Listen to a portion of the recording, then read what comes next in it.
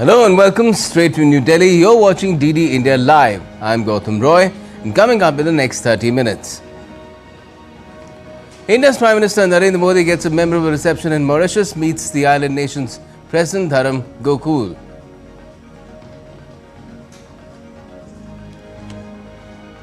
Ukrainian and US officials begin talks in Saudi Arabia to strike a ceasefire deal with Russia hours after Kyiv's forces undertake their largest drone attack on Moscow to date.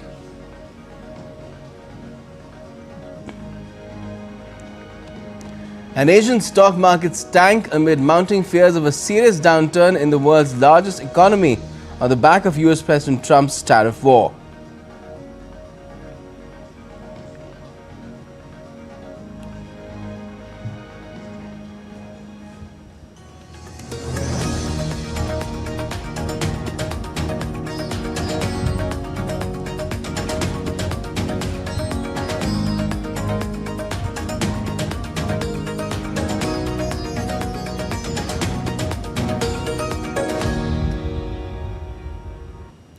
But first up, India's Prime Minister Narendra Modi is in Mauritius on a two-day state visit, where he called on the new President of the Republic of Mauritius, Dharam Gokul.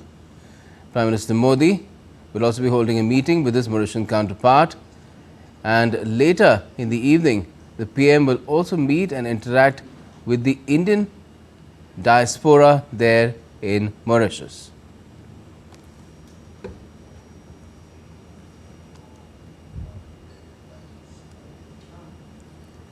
And earlier, Prime Minister Modi visited Sir Sibusagar Ramgulam Botanical Garden, where he paid homage to Sir Sibusagar Ramgulam and Sir Anirudh Jugnauth, two great leaders who've made indelible contributions to Mauritius' progress. Prime Minister Modi also planted a bale sapling in the garden under Ek Ped Maa Ke Naam, that is, an initiative to plant for your mother. And also, prior to this, the Prime Minister had undertaken a similar initiative during his visit to Guyana as well. Due to the unceasing efforts of Prime Minister Modi, the initiative has resulted in the planting of more than 1 billion trees in India, with a total of over 27,500 trees already planted in around 136 countries across the globe.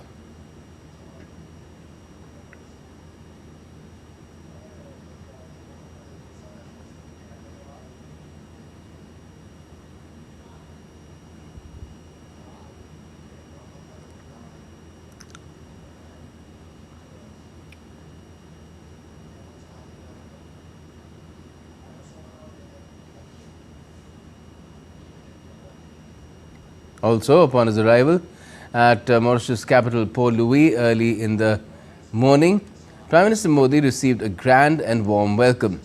In a special gesture, Mauritius Prime Minister Naveen Ramgoolam welcomed his Indian counterpart with a warm hug. There were a total of 200 dignitaries present to welcome Prime Minister Modi during this early hour, including MPs, MLAs, diplomatic corps, and religious leaders. Prime Minister Modi was also accorded with a ceremonial reception at the airport. The PM will be attending the National Day celebrations as the chief guest of Mauritius on the 12th of March, which is Wednesday.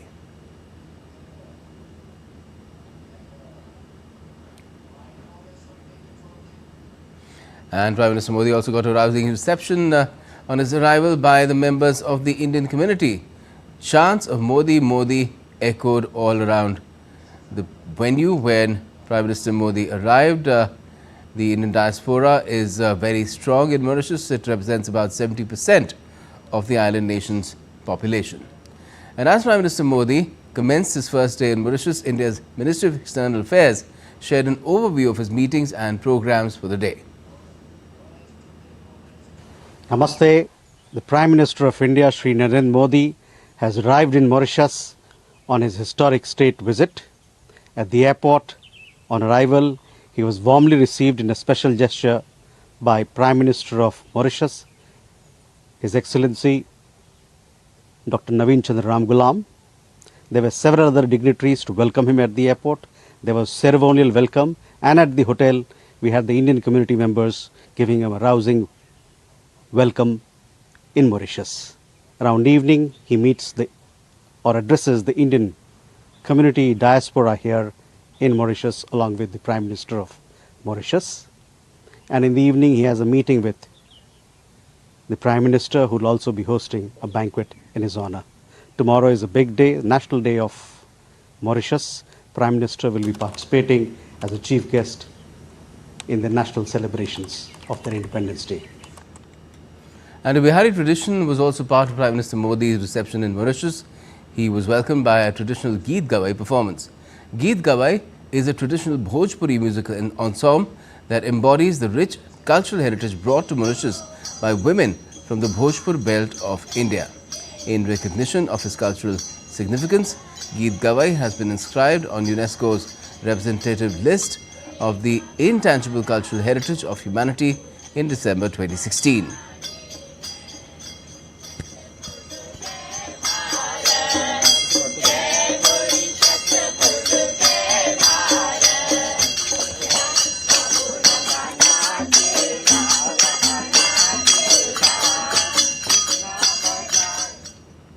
Ganga Talao, also known as Grand Basin, is revered as Mauritius' most significant Hindu pilgrimage site, symbolizing the Ganges River of India.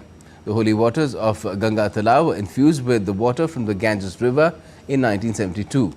The lake is surrounded by temples dedicated to Lord Shiv, Lord Ganesh and Lord Hanuman. The Shiv temple at Ganga Talao, believed to be the 13th Jyotirling, according to local legend, was established in 1897 by Pandit Jhumon Giri. During the visit of India's President Draupadi Murmu to Mauritius in 2024, it was announced that the Government of India will support the redevelopment of the Ganga Talao complex into a religious, cultural and tourist hub. DD India's Akshay Dongre has spoken with the trustee and caretaker of the sacred lake in Mauritius on the significance of the Ganga Talao. Listen in.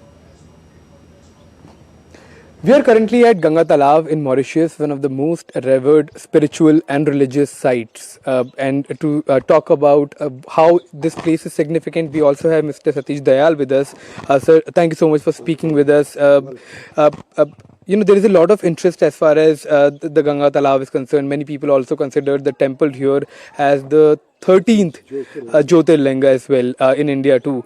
As the Prime Minister is arriving here in Mauritius, there is a lot of interest as far as India is concerned and in the world as well that these kind of places exist in Mauritius. So can you tell us about the significance of this Ganga Talao? The Ganga Talao is a very important place, a spiritually revered place, as you mentioned it. It is a Tirthistan, a place of pilgrimage too. And recently it has been declared as a heritage, spiritual heritage too. For the Hindu, it is a great symbol. Right. It is a great symbol because Ganga Talao is a sacred lake. In spite of being a sacred lake, it's a volcanic lake too.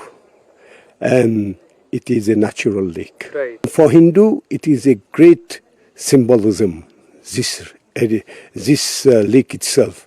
The two things at Ganga Talao is very important. One is the lake itself. Secondly, the world 13th Jyotirlinga is here. The 12th Jyotirlinga in India, it is the only one which is outside India. And it is considered as the main temple of the country. And very often we used to experience miraculous happenings. And the temple is very, very famous all throughout the world. You heard all the significance of this Ganga Talao, and like Mr. Dayal has explained to us in so many words that how special and pious this lake is, and how Mauritius is perhaps the only country outside India that has a Jyotirlinga as well. With camera person Ajit Kumar, I'm Akshay Dongre, DT India. And we'll keep tracking all the developments related to Prime Minister Modi's Mauritius visit, but for the time being, we're moving on. Well, India's External Affairs Minister Dr. S. Jaishankar met Armenian Foreign Minister Ararat Mirzoyan and held delegation-level talks in Delhi on Monday. The two ministers held productive discussions where they reviewed the whole range of growing India-Armenia bilateral cooperation. They agreed to explore cooperation in digital technologies and pharmaceuticals. The discussions also focused on multilateral cooperation at the UN and other fora. Dr. Jaishankar, in his opening remarks, underlined the long-standing relations between both the countries and endeavored to strengthen them further. Today, of course, we have good political cooperation. I think our trade figures are increasing. We have defense collaboration. Culture has always been a strong point. There are a lot of Indian students in Armenia. We thank you for looking after them. And I think we have a very good exchange of people. So our agenda really is on how to take each one of these dimensions forward. I look forward to discussing how best we can do that. We also, at the international multilateral level, work very closely together. Your membership of the International Solar Alliance, your participation in the Voice of the Global South, we are really very pleased you've joined the also, I think, the International Big Cats Alliance, if I'm not mistaken. U.S. Director of National Intelligence Tulsi Gabbard will be visiting India soon. Sharing a post on social media platform X, Gabbard said, and I quote, "I'm wheels up on a multi-nation trip to the Indo-Pacific, a region I know very well, having grown up as a child of the Pacific. I'll be going to Japan, Thailand and India, with a brief to stop in France en route to DC." Gabbard said that her first stop was in Honolulu. She called building strong relationships, understanding and open lines of communication vital to achieving U.S. President Donald Trump's objectives of peace, freedom and prosperity. This will be the first visit by a top White House official to India under the Trump administration. Tulsi Gabbard's visit to India follows Prime Minister Modi's visit to the U.S. in February.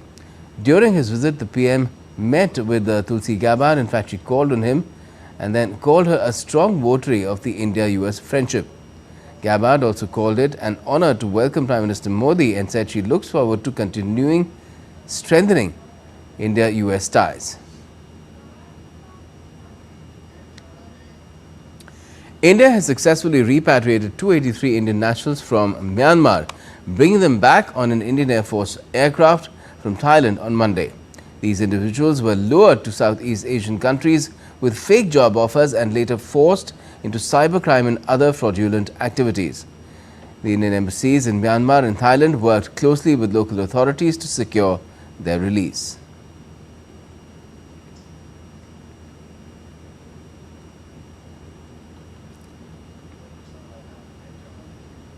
The 34th meeting of the Standing Committee of Voluntary Agencies, chaired by Dr. Jitendra Singh, Minister of State for Personnel, Public Grievances and Pensions, successfully concluded in New Delhi. The meeting served as a key platform for discussions on pensioners' welfare, with participation from pensioners' welfare associations across various states and officials from key ministries and departments.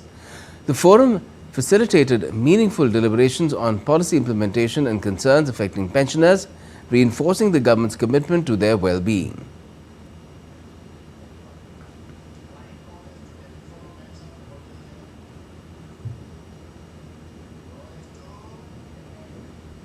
Did away with all the avoidable clauses, and then we went online, then also started this Bhavishya portal, and I think one of the the greatest success stories has been the life certificate, which is now actually being emulated even by some of the other countries. We have that delegation from Zambia, from Bangladesh. They are coming over to understand what's it all about. I am also glad that we were among the first in the government sector to have introduced face identification technology. Otherwise, earlier it was being used by the criminal world, crime world.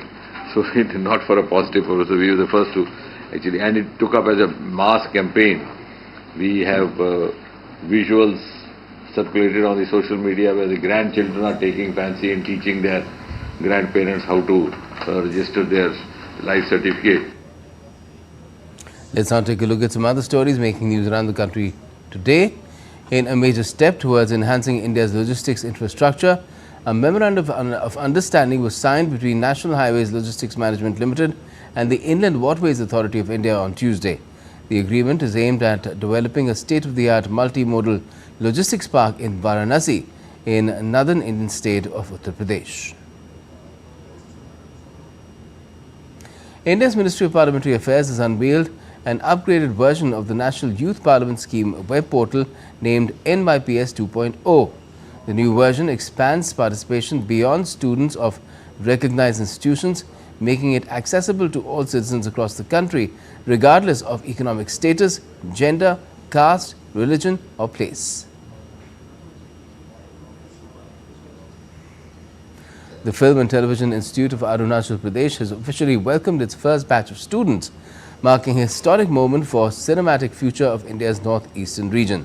Set against the picturesque backdrop of Arunachal Pradesh, the institute aims to provide world-class platform for aspiring filmmakers to sharpen their skills and contribute to the Indian film industry. And still to come in this edition of DD India Live. Kurdish-led and US-backed Syrian Democratic Forces have signed a deal to integrate into Syria's new state institutions. And Russia's top general has handed out medals to troops in Kursk for purported gains of around 100 square kilometers against Ukraine.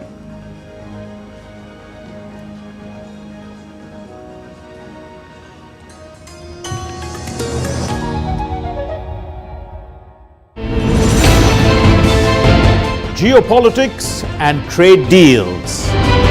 Economic challenges amid development. Hard work and the path to prosperity. It's the economy always. Between walkers, money is what money does and says. Supply creates its own demand. Between the bulls pulls and bears tears. When supply chains globalization and India rises to the podium. We'll get you centered with the economic brief at 8 p.m. every Thursday on DD India.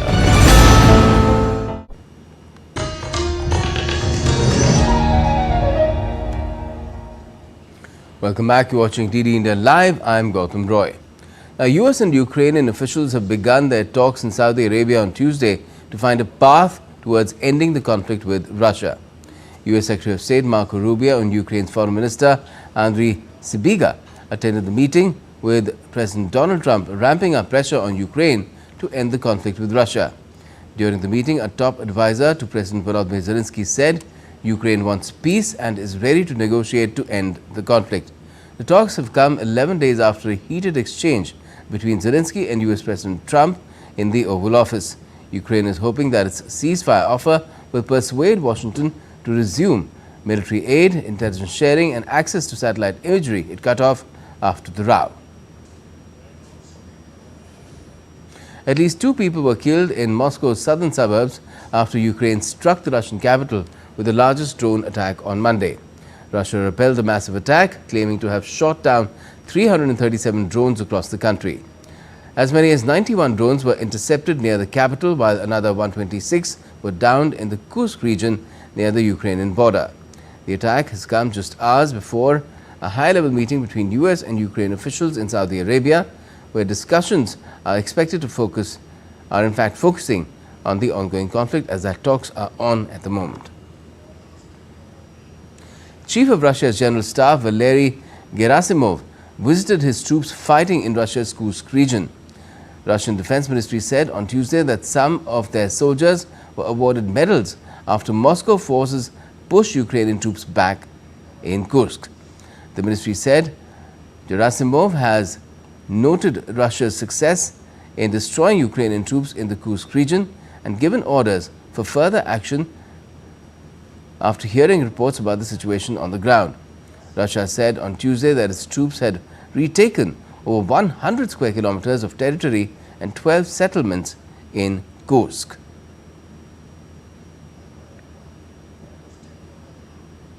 The Kurdish-led and US-backed Syrian Democratic Forces have signed a deal agreeing to integrate into Syria's new state institutions. The deal, which includes a complete cessation of hostilities, has been signed by interim Syrian President Ahmed al-Sharaa and the SDF's commander Mazloum Abdi. Under the deal, all civilian and military institutions in northeast Syria will be integrated within the state, which will thus take over control of borders, airports and oil and gas fields. Meanwhile, a surge in violence in the country's Alawite region resulted in gunfighting on the streets of Syria's Latakia. Interim Syrian President Ahmed al-Sharaa has said on Monday that such incidents of violence threatened his efforts to unite Syria after 14 years of internal conflict.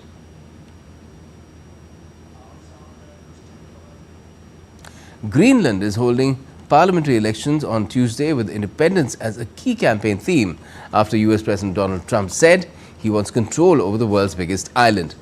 Polling stations are opening at 4:30 p.m. IST and will close at 3:30 a.m. IST on Wednesday. No exit polls will be conducted and results are expected between 6:30 a.m. IST and 8:30 a.m. IST on Wednesday.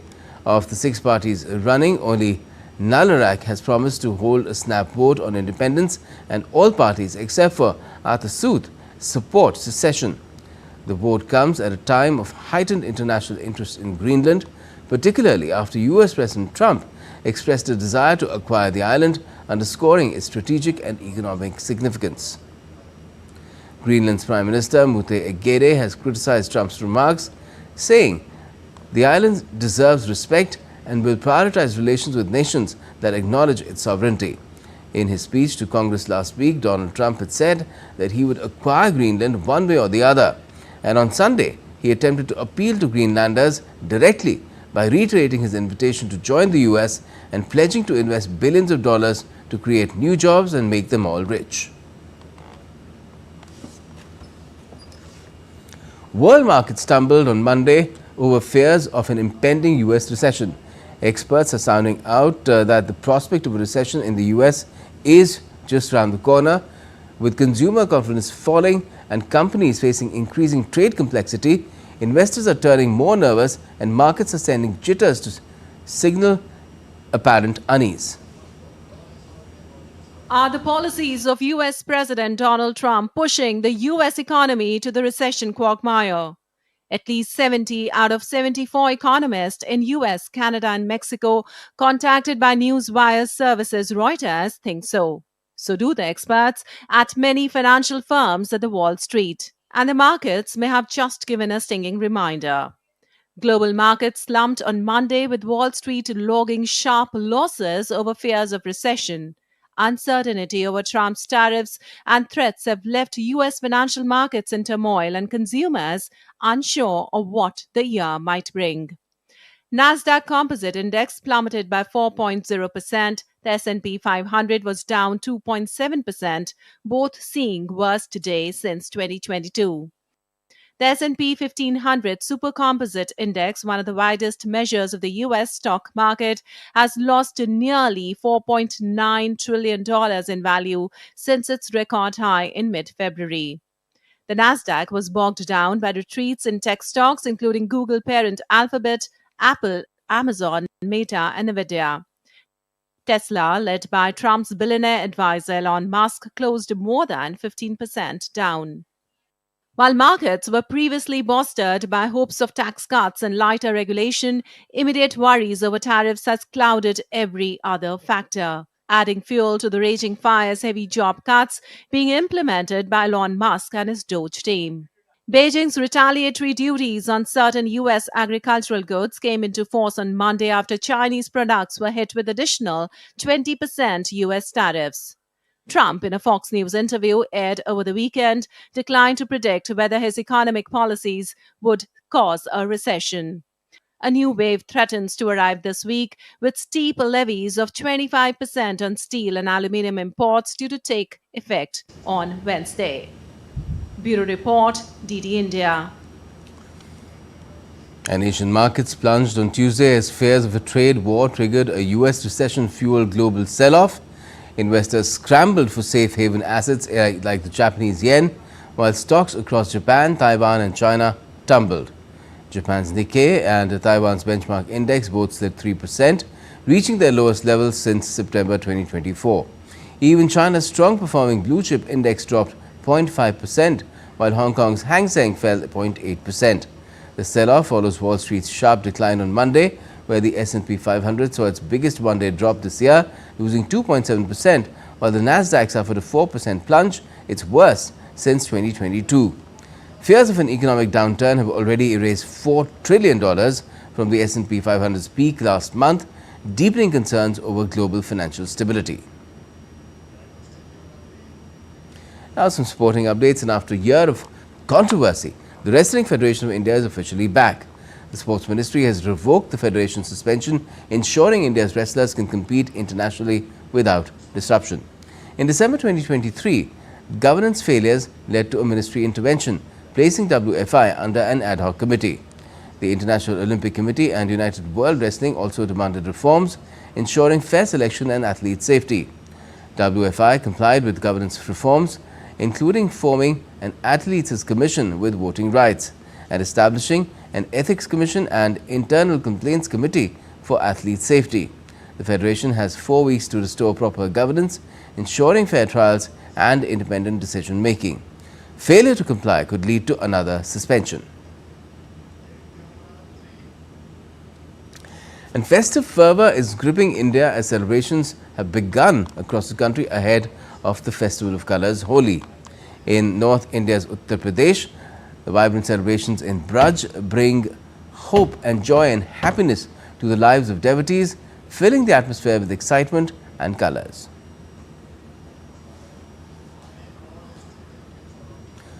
Also, women in Tehri Garhwal of Uttarakhand are making extra money by producing herbal gulal for Holi, providing employment to several women by training them in making handmade products.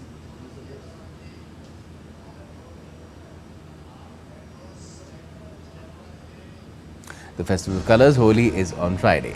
And that's all we have for this edition of DD India Live, but let us know your thoughts on the news of the day. And for those on the go, you can get all the latest news and updates from India and across the world on DD India's mobile app. It's available on both Android and iOS. You can scan the QR code on the screen right now and download it. We'll be back with more news at breaks here on DD India.